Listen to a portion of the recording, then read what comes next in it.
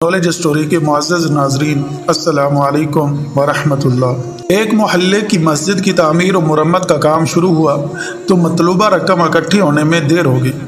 Committee इंतज़ामिया ने इमाम साहब से कहा कि मोहल्ले के इस कोने वाला बंदा बहुत बड़ा ताजिर है, मगर अपने फिस्क व फजूर में इंतहा को पहुँचा हुआ है। अगर आप में हिम्मत है तो इससे बात कर ले, मुमकिन है कि कोई सूरत बन जाए। इमाम साहब ने हामी भर ली और एक दिन शाम को जाकर उसका दरवाज़ा खटखटाया। चंद लम्हे बाद ताजिर साहब अंदर से नमूदार हुए।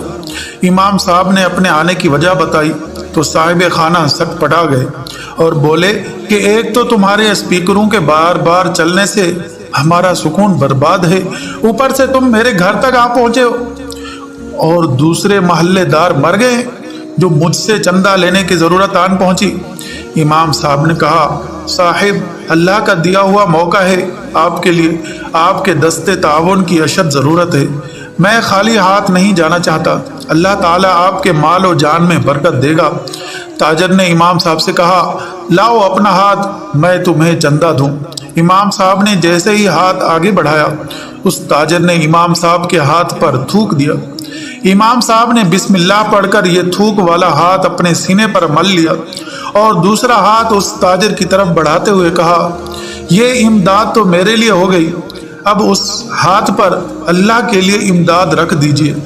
उस ताजिर को ये बात ना जाने कहाँ जाकर लगी कि उसकी आंखों में आंसू आ गए और मुंह से अस्तगफिरुल्लाह अस्तगफिरुल्लाह निकलना शुरू हो गया। कुछ लम्हात के बाद शर्मिंदा हुआ और अपने जज्बात पर काबू पाते हुए धीमे से लहजे में बोला, बताइए कितने पैसे दरकार हैं।